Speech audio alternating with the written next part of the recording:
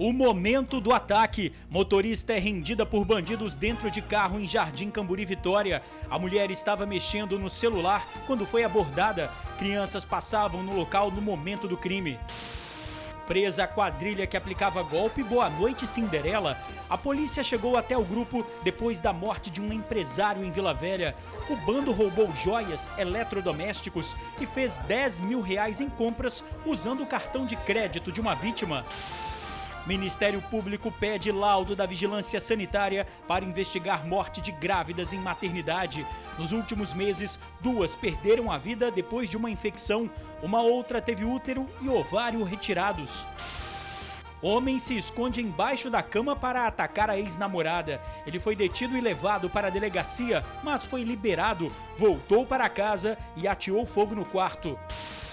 Bandido assalta mercearia. Na fuga, capotou com o carro, mas logo à frente outro veículo esperava o criminoso. Batalhão de Missões Especiais cumpre reintegração de posse na Serra. Famílias invadiram o terreno. Mulheres de bairros nobres. Elas eram o alvo desse flanelinha. Ele sequestrava as vítimas e levava tudo de valor. Detentos cedem mão de obra e ganham a cada 3 dias de trabalho um dia a menos na pena. Aqui ajudam na construção de um centro comunitário. A gente já volta em 1 minuto.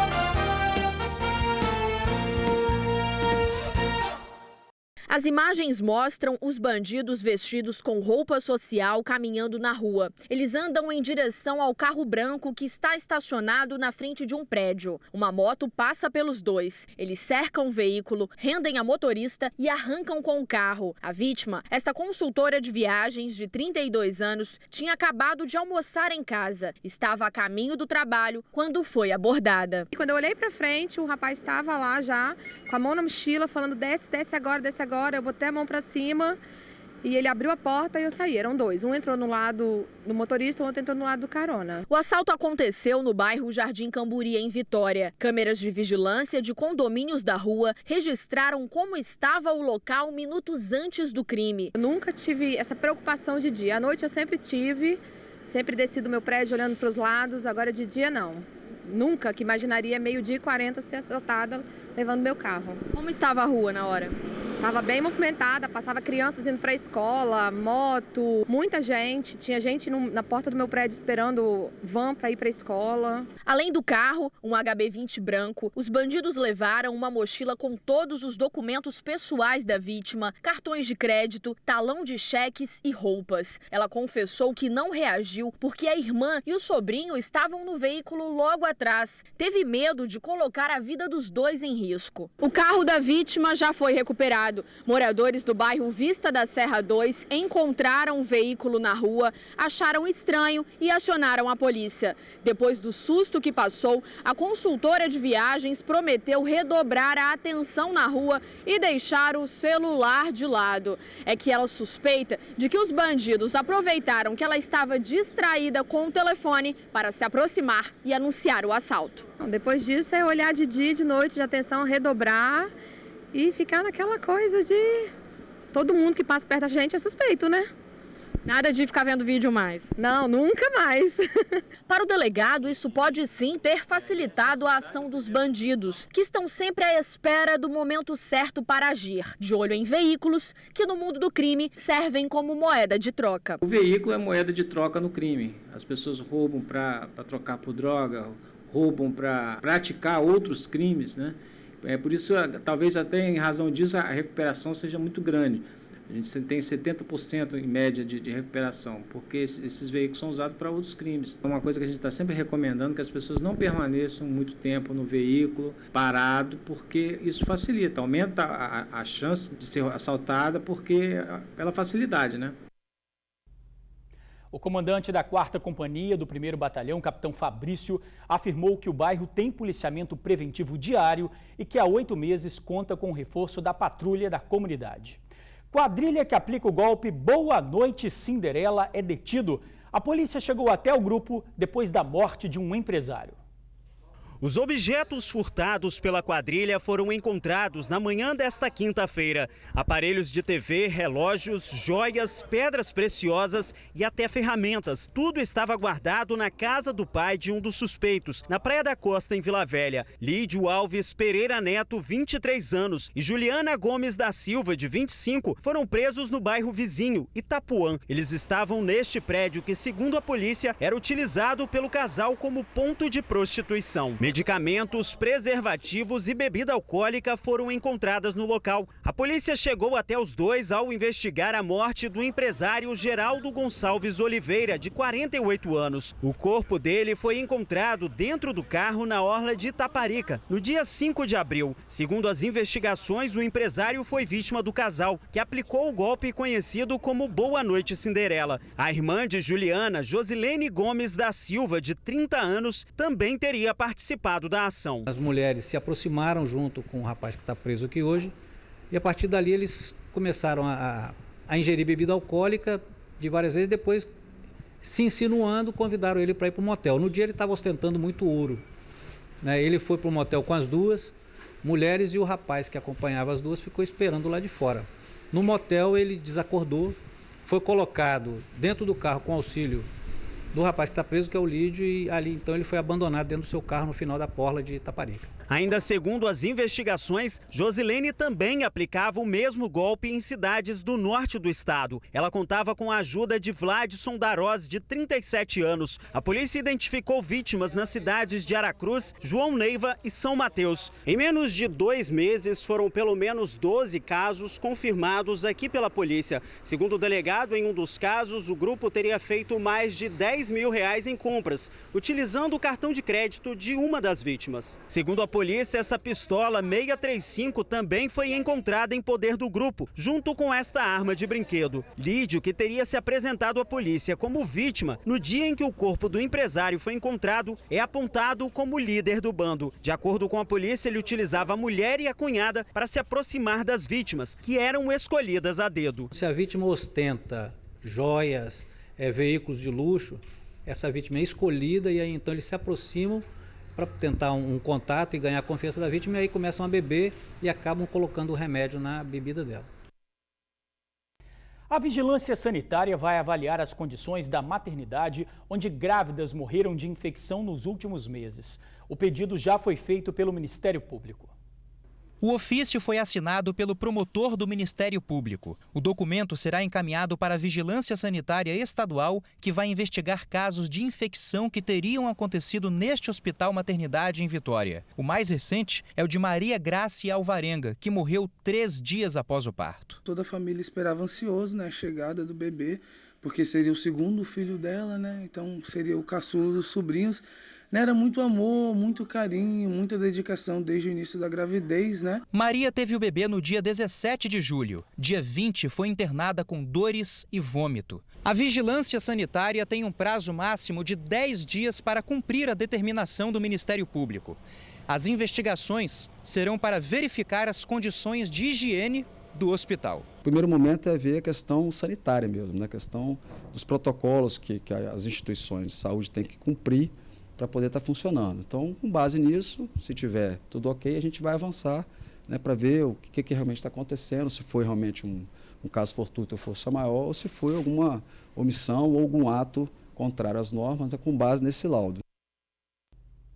Em nota, o Hospital e Maternidade Unimed informou que possui todas as normas legais ao exercício da atividade médica segura, ética e responsável.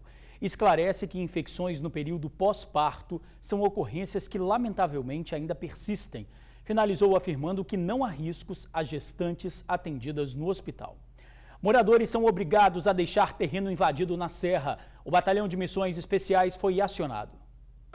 Moradores apreensivos. Este terreno particular foi invadido por mais de 50 famílias. Quando a tropa de choque chegou, os moradores fecharam a rua e cercaram o oficial de justiça. Minutos depois, a tropa de choque invadiu o terreno, mas não foi preciso usar a força. Assim mesmo, o helicóptero deu cobertura na retirada dos moradores. Um caminhão ficou à disposição para a população fazer a mudança. Adolescente morre atropelado na saída de escola em Vila Velha. O adolescente de 14 anos foi atropelado pelo caminhão-pipa e não resistiu. O acidente aconteceu por volta das 4 da tarde, quando o estudante voltava da escola no bairro Santa Inês. De acordo com testemunhas, Alisson estava de bicicleta e, numa curva, a roda encostou no caminhão. Ele perdeu o controle e acabou atropelado. Esse não é o primeiro que acontece aqui, né? Não de morte, mas acidente de bicicleta, de moto, né? Várias vezes já tem acontecido isso aqui. Parentes do adolescente souberam do acidente minutos depois. Eu canso de parar o carro aqui. Quando eu venho à casa deles, eu saio de carro ali quase que já atropelada pelos carros. Porque eles não respeitam o caminhão, entra na pista de lá, na contramão. O pedestre tem que sair correndo porque eles não respeitam o motoqueiro, o carro. De acordo com moradores, o motorista do caminhão foi buscar ajuda na delegacia do bairro, mas depois não foi mais visto. Outros atropelamentos já aconteceram no local. Isso aqui está sendo uma pista de atropelamento. Crianças que vêm, crianças que vão, adultos. Isso aqui está sendo pista de morte. A gente não está aguentando mais, suportando isso. Sequestrador de mulheres é preso em Vitória. Ele agia em bairros nobres da capital. Segundo a polícia, ele se passava por flanelinha e oferecia os serviços em bairros nobres da capital. Estratégia utilizada para se aproximar das vítimas, todas com o mesmo perfil. Mulheres que aparentavam ser bem-sucedidas. Ele escolhia preferencialmente vítimas que ele verificava ter um poder aquisitivo alto.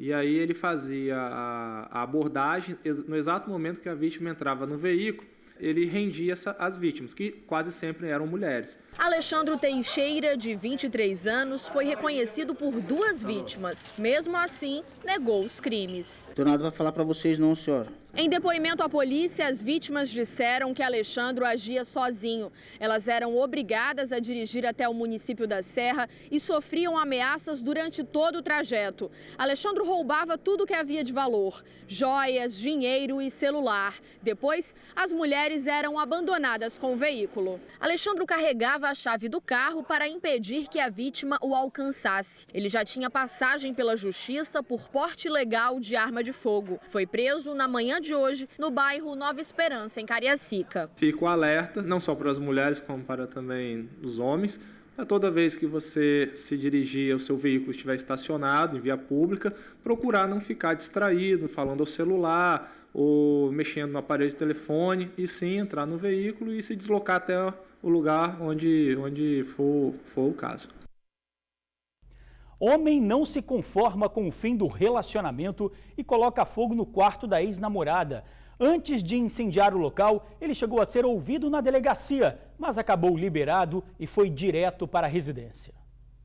O telhado do quarto derreteu com o calor das chamas. Cama, roupas e TV foram completamente destruídos. O autor do crime é Wanderson de Melo, de 30 anos, com quem a técnica de enfermagem manteve um relacionamento de 3 meses. A pessoa não aceita, né, o fim do relacionamento, ele não aceitava. Ela pediu o imóvel que ele estava morando, que ele era também inquilino dela. Sendo assim, fazendo ameaças todos os dias. E aí, chegando hoje, ele cumpriu 5 ameaças dele. Se a gente estivesse dentro da casa, todo mundo teria morrido. A situação entre o casal se agravou quando ele prometeu sair da casa. A proprietária já pedia há 15 dias.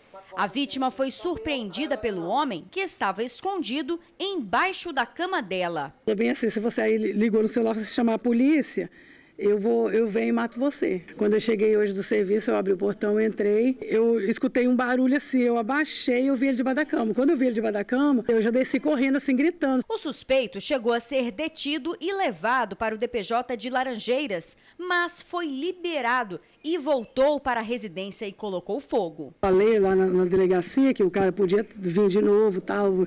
Eu fiquei aqui sozinha e ela falou que não, que simplesmente que a bronca que ia dar lá nele, que ele não ia voltar mais aqui. Quando eu cheguei aqui, ele já estava. Depois desse ataque, Wanderson foi preso. Ele colocou fogo no quarto e ligou para ela, dizendo que queria conversar. Enquanto conversava com a vítima informalmente aqui na sala, o seu ex-namorado passou a ligar constantemente seu celular, proferindo ameaças e querendo marcar um encontro com ela. A técnica de enfermagem foi orientada pela polícia a marcar um encontro com ele num posto de combustível. Assim que ele chegou ao local, foi detido.